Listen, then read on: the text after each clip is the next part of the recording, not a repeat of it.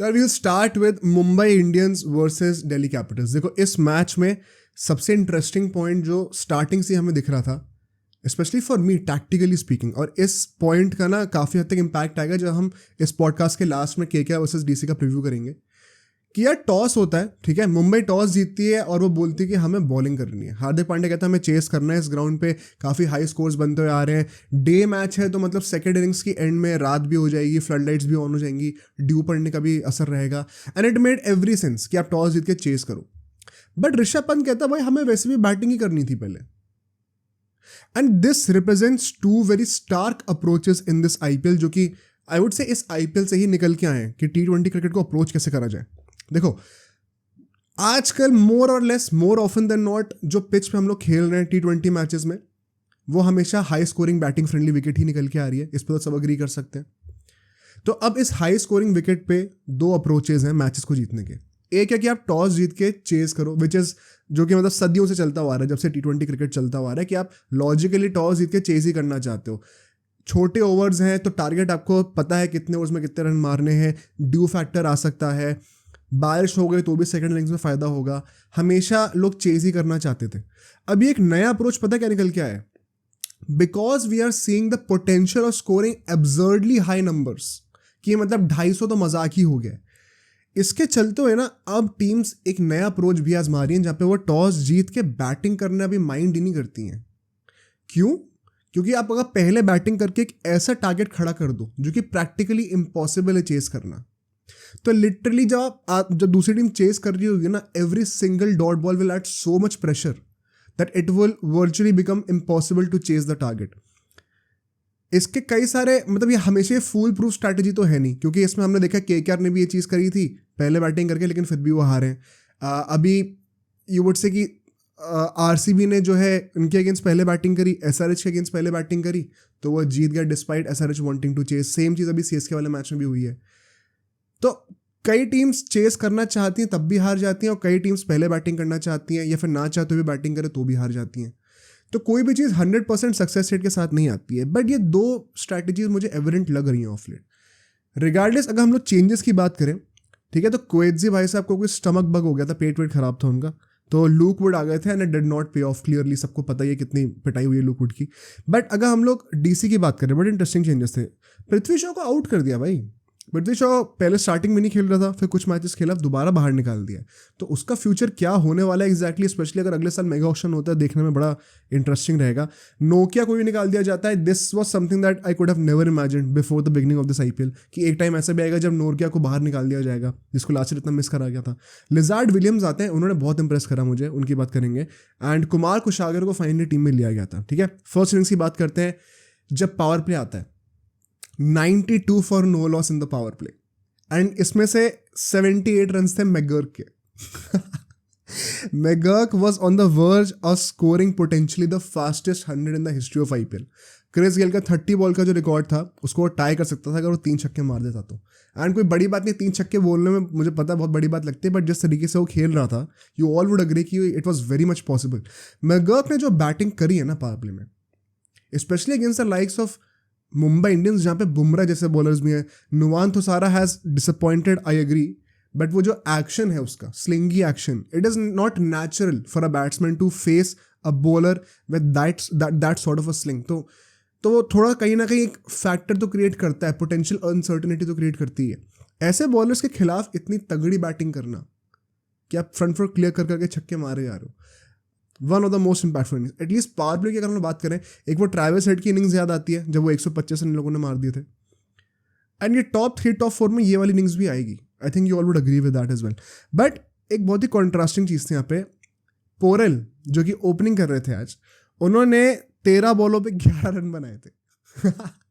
भाई ये क्या टेस्ट मैच चल रहा है दूसरे एंड से। एंड नाउ यू वंडर कि अगर पोरेल ने भी उन 11 बॉलों पे 20-25 रन बनाए होते या फिर और इंटेंट दिखाया होता, तो Delhi would have come really close to SRH's record of 125 runs in the first 6 overs.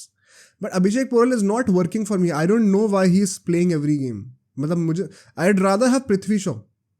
At least वो टाइम तो वेस्ट नहीं करेगा ऐसे। एंड आज के टाइम पे वी ऑल नो कि the amount of time you spent और उसके हिसाब से आप कितना आउटपुट दे रहे हो, that is much more important than staying till the end, 20वें ओवर तक खेलना। ये विराट कोहली के ऊपर भी यही क्रिटिसिज्म इतने टाइम से आ रहा है जिसको उसने कवर किया है, उसको भी हम लोग इसी पॉडकास्ट में आगे बात करेंगे। But I think Abhishek Porel did not work for me as an opener. हर बॉलर की पिटाई हुई है, सिर्फ जो सेकेंड ओवर था बुमराह का वो अच्छा गया था। बुमराह के भी दोनों ओवर अच्छे नहीं थे, सिर्फ सेकंड ओवर अच्छा था। बट देन जब 10 ओवर खत्म होते हैं, moving very quickly there, 128 run बन गए थे एंड 2 विकेट गिर जाते हैं। ये 6 से 10 ओवर के फेस में 2 विकेट गिर जाते हैं। चावला जो है वो मैकगर्क को आउट कर देते हैं, नाबी जो है वो पोरेल को आउट कर देते हैं। पोरेल प्रॉब्ली रियलाइज कि भाई वो टेस्ट मैच खेल रहा है वहाँ पे, तो वो एक सबकॉन्शियस अर्ज होती है कि मैं स्टेप आउट करके फिर एक शॉट मारूँ, रिलीज शॉट खेलूँ, उसी में स्टंप हो गया भाई साहब।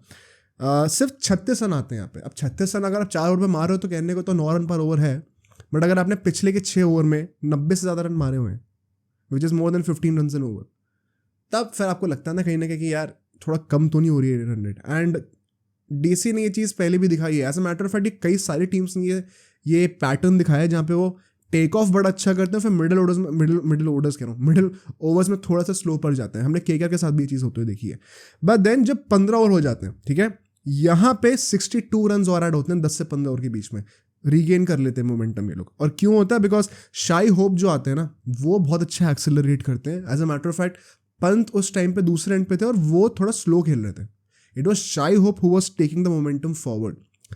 और उसके बाद शाई होप जो है लुकवुड पे आउट हो जाते हैं, but then we see a role reversal. अब शाई होप जो कि एक्सेलरेट कर रहे थे वो आउट हो गए, तो अब ऋषभ पंत एक्सेलरेटर बन गए। एंड मुझे ये चीज़ बड़ी अच्छी लगी, स्पेशली आज का जो ये पॉडकास्ट है ना, this is going to be all about how everybody is making their case for the World Cup. ये एक रियलिटी है। हर बंदे ने, चाहे ऋषभ पंत कह लो, चाहे केएल राहुल कह लो, संजू सैमसन कह लो, ये विकेट कीपिंग स्लॉट में तो बहुत ज़्यादा वो चल रहा है भाई कि कौन, मतलब हर बंदा लिटरली हर मैच के बाद जो है ऑरेंज कैप की लिस्ट में आ जाता है टॉप 3 में। इतना ज़्यादा कट थ्रोट कॉम्पिटिशन है। एंड ऋषभ पंत के फेवर में ये केस बनेगा। Firstly, he is batting somewhere around the position that he will be taking up in the World Cup as well, if at all he plays. And जो वो duality of roles दिखा रहा है in the same innings, कि आपने एक anchor का भी रोल प्ले करा और फिर जब जरूरत पड़ी तो आप अग्रेसर भी बन गए। एंड ओवरऑल आपकी स्ट्राइक रेट भी बहुत अच्छी है, ऐसा नहीं कि स्ट्राइक रेट कुछ कम है। तो आई थिंक ये बहुत एक स्ट्रॉन्ग केस बनता है ऋषभ पंत के लिए फॉर श्योर। 15वें ओवर तक ना पीयूष चावला ने अपने 4 ओवर खत्म कर दिए थे एंड 36 रन दिए, which is very good by the standards of this game, और एक विकेट भी लिया था। Specially being a leg spinner, मुझे लगता है कि बहुत ही अंडररेटेड परफॉर्मेंस थी पीयूष चावला की यहाँ पे। मुंबई इंडियंस हार गए तो इतना कोई नोटिस करेगा भी नहीं इस चीज़ को, बट आखिरी के 5 ओवर में 67 रन और आते हैं। That was also crazy, although we have seen more runs being scored, which is why 67 run although it is almost 14 run an over. ये भी थोड़ा ऐसा लगता है कि चलो हाँ देखा हुआ है, इस साल आईपीएल में रन ही इतना ज़्यादा बन रहे हैं। ये मतलब this is a negative for the IPL, I would believe. इसमें क्या होता है ना, नुवान थोसारा ने, देखो ऑन स्टैट्स ऑन पेपर पिटाई तो बहुत हुई है नुवान थोसारा की, ठीक है, बट मैं ये चीज़ ज़रूर कहूँगा कि इस इनिंग में डेथ ओवर्स में उसने थोड़ा प्रॉमिस तो मुझे दिखाया था। I have no reason to back him और सपोर्ट हिम, बट मुझे ऐसा लगता है कि logically seeing how he bowled उस टाइम पे यार, वो स्टब्स वगैरह जो है वो बैठ के पता नहीं पीछे रिवर्स स्वीप मारे जा रहे थे, अब नॉर्मल शॉट्स खेल रहे थे, तो किसी की भी पिटाई हो जाती। बुमराह का भी one of the most expensive I think games रहा है, अभी उसकी भी बात करेंगे।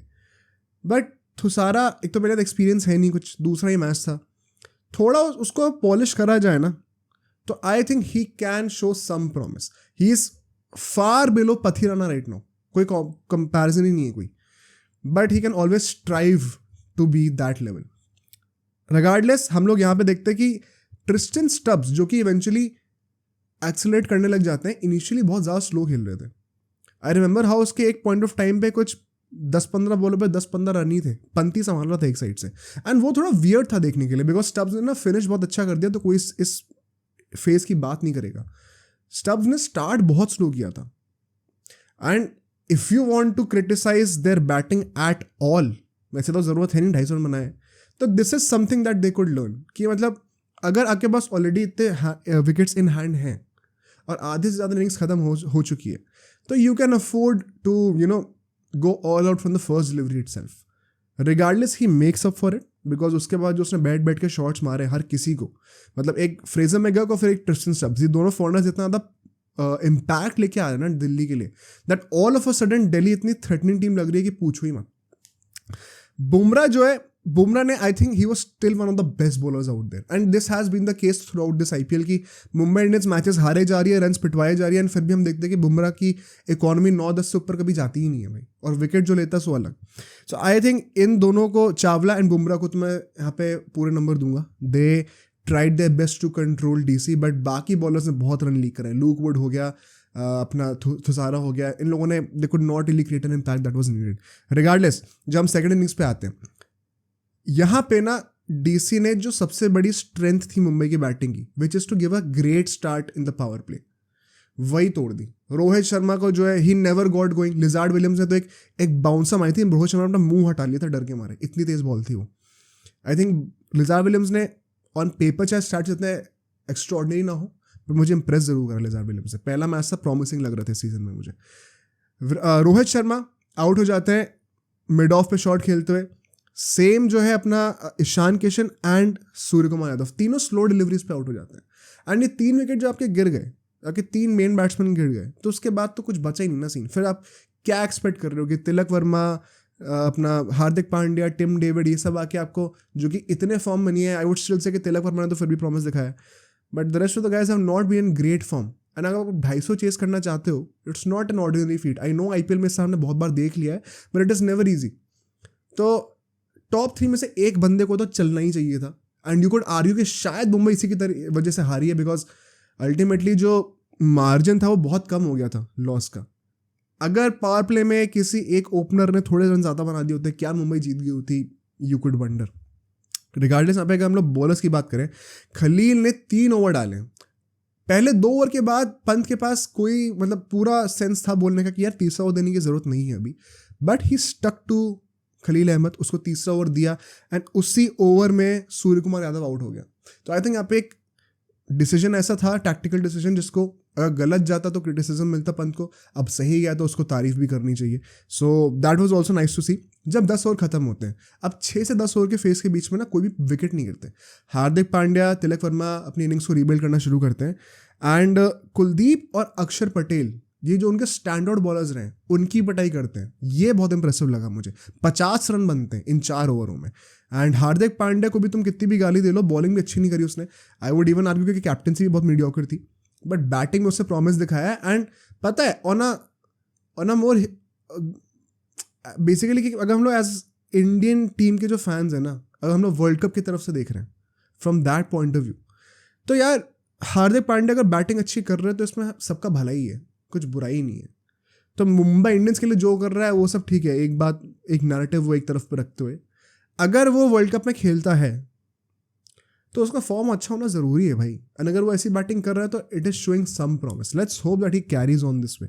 200 कुछ की स्ट्राइक रेट से खेला था पूरे टाइम, आउट भी मारते मारते हो जाता है, ठीक है, समझ में आता है. 10 से 15 ओवर के बीच में जो है 58 रन और आता है. यहाँ पे आई थिंक कि मुंबई को और एक्सेलरेट करना चाहिए था. पिछले 4 ओवरों में आपने 50 रन मार दिए, यहाँ पे 1 ओवर एक्स्ट्रा खेल के आपने सिर्फ 8 रन और जोड़े हैं. तो यहाँ पे थोड़ा सा लगता है कि कहीं मुंबई अपना जो डायरेक्शन था, जो मोमेंटम था, वो थोड़ा खोना शुरू कर दी थी. एंड ये 8-9 रन आपको सुनने में बहुत कम लग रहे हैं, लेकिन जब आप रियलाइज़ करोगे कि अल्टीमेटली हारे भी सिर्फ 9-10 रन से ही हैं, तो फिर ये चीज़ें चुभनी शुरू होती हैं. रिगार्डलेस, यहाँ पे हार्दिक पांड्या जो है वो आउट हो जाता है. रसिक दर को भाई, ये भी एक मास्टर स्ट्रोक था भाई दिल्ली की तरफ से. I have not been a big fan of Rasikh Dar as a bowler, specially as an impact player, but वो आता है एंड वो फिर से आई थिंक 3 विकेट ले लेता है, if I am not wrong. एक तो इतने सारे मैच होते हैं कि याद करना मुश्किल है सारे स्टार्ट्स को, बट उसने फिर से आके इम्पैक्ट क्रिएट करके दिया यार. लास्ट मैच में गुजरात के अगेंस्ट भी उसने सेम परफॉर्मेंस दी थी, आज भी उसने ये चीज़ करके दी. So I am happy that he is proving me wrong. And कोई भी उसके हेटर्स होंगे या फिर कोई भी डाउटर्स होंगे, I think we all should be pleasantly surprise कि उसने इतनी अच्छी बॉलिंग करके दी है एंड इम्पैक्ट क्रिएट करके दिया है एज एन इम्पैक्ट प्लेयर. सो तिलक जो है यहाँ पे, जब हार्दिक पांड्या आउट होते हैं ना, तब वो डोमिनेट करना स्टार्ट करता है. And Khalil and Kuldeep Yadav, particularly इन 2 बॉलर्स को टारगेट करा जाता है इस फेज में. जब लास्ट के फेज में आते हैं हम लोग, 15 से 20 ओवर का जो डेथ ओवर्स का फेज होता है, देखो यहाँ पे अल्टीमेटली 10 रन से दिल्ली जीत जाती है. एंड यहाँ पे ऐसा क्यों होता है? पहली बात तो तिलक वर्मा और टिम डेविड, मुकेश जब डेथ ओवर्स में बॉलिंग करने के लिए आता है उसकी अच्छे से पिटाई करते हैं. And I have been saying this all this while कि मुकेश शर्मा का सबसे बड़ा जो प्रॉब्लम है ना, वो यही है कि वो डेथ ओवर्स में उतना कन्विंसिंग नहीं लगता मुझे, just like Arshdeep Singh. And ऐसे में अगर मैं करंट फॉर्म पे देखूँ ना, तो आवेश खान जैसे बॉलर्स का ज़्यादा मेरिट बनता है to play the World Cup. Maybe perhaps we'll make a video on, the potential squad for the World Cup as well in some of the podcasts in this week. But regardless, Mukesh का यार थोड़ा बहुत तो ना मुझे लगता है कि sometimes he's hitting the spot correctly, wicket भी ले जाता है एक दो, but when it matters the most, उन मोमेंट्स पे थोड़ा सा मुझे लगता है ना कि जैसे लास्ट ओवर की बात करें अगर, इतनी ज़्यादा फुल टॉसेस उसने फेंकी हैं फ्री में, मतलब दिए जा रहा है अपॉर्चुनिटी बैट्समैन को मारने के लिए. ही वॉज क्वाइट लकी कि उस टाइम तक मेन बैट्समैन बचे भी नहीं थे एंड फुल टॉस पे किसी ने मारा तो कनेक्ट भी नहीं हुई. वरना अगर तुम किसी प्रॉपर बैट्समैन की किसी बॉलर डालते हो तो ही पिटाई नहीं होती क्या. तो मुकेश का मुझे ये थोड़ा बहुत लगता है. I really wish he performs well, but the promise is not there regardless of the stats. एक गट्सी मूव था ऋषभ पंत के पॉइंट ऑफ व्यू से कि रसिक दर को सेकेंड लास्ट ओवर भी दिया था एंड वहाँ पे उसको वो नाबी को आउट कर देता है, which could have been crucial अगर लास्ट ओवर में मैच जीतना होता तो. I think once again credit to Rasikh and I think Rishabh Pant की कप्तानी को मैंने क्वेश्चन करा है ऑफ लेट, बट इस मैच में तो हर चीज़ स्पॉट ऑन थी यार.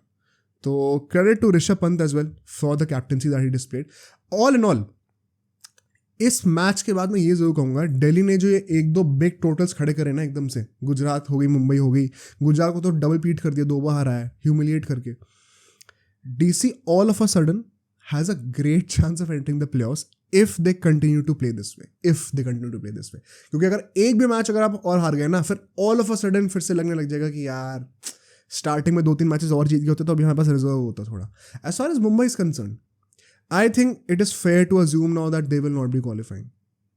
6 मैचेस रहते हैं, 6 या 5 मैचेस कोई ऐसे ही रहते हैं and they have to win all of them practically to qualify. वो 7 मैचेस जीत के भी कभी कभी हो जाता है, बट फिर वो नेट रन रेट पर डिपेंड करता है. मुंबई की रन रेट इतनी अच्छी है नहीं, तो they have to have 8 wins and उसके लिए भी सारे मैचेस जीतने पड़ेंगे एंड 5-6 मैचेस जो भी बचे हैं थोड़ा मुश्किल होने वाला है जीतना.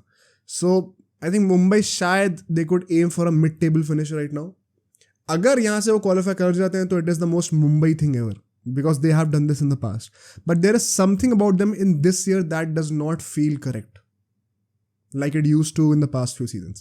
Let's see, hope they prove me wrong. अब सोचो अगर ये क्लिप इतनी बढ़िया थी तो पूरा का पूरा पॉडकास्ट कितना बढ़िया होगा. तो अगर आपको इसी क्लिप का पूरा पॉडकास्ट देखना है तो यहाँ पे क्लिक करिए, और अगर आपको ऐसे ही और क्लिप्स बिंज वॉच करनी है तो यहाँ पे क्लिक करिए.